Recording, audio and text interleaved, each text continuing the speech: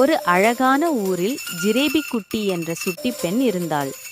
அவளுக்கு தூங்குவது என்றால் ரொம்ப பிடிக்கும். தினமும் காலையில் அலாரம் அடித்தவுடன் அதை அணைத்துவிட்டு மீண்டும் தூங்கி விடுவாள். ஒரு நாள், ஜிலேபி எழுந்திரு செல்லம், பள்ளிக்கு லேட்டாச்சு என்று அவளுடைய அம்மா எழுப்பியதும் பதறி அடித்து கொண்டு எழுந்தாள். அவசர அவசரமாக பல் துலக்கி குளித்து பள்ளி சீருடையை அணிந்தாள். புத்தக பையை எடுத்துக்கொண்டு டைம் இல்லை என்று சொல்லிவிட்டு வாசலுக்கு ஓடி வந்தாள். ஆனால் அவளுக்கு ஒரு அதிர்ச்சி காத்திருந்தது. பாம் பாம் பாம் என்ற சத்தத்துடன் பள்ளி பேருந்து அவளை கடந்து சென்று விட்டது. ஜிலேபி குட்டி மிகவும் சோகமாகிவிட்டாள்.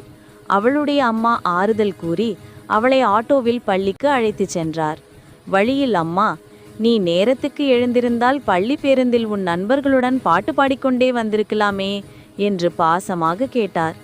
அம்மாவின் வார்த்தைகளை கேட்ட ஜிலேபி குட்டி தன் தவறை உணர்ந்து, சரி அம்மா, இனிமேல் அலாரம் அடித்தவுடன் எழுந்து விடுவேன், என் வேலைகளை நானே நேரத்துக்கு செய்து முடிப்பேன் என்று உறுதியளித்தாள். பள்ளிவாசலில் அம்மா அவளை இறக்கிவிட்டார். ஜிலேபி குட்டி அம்மாவை அணைத்துவிட்டு சிரித்த முகத்துடன் பள்ளிக்குள் நுழைந்தார்.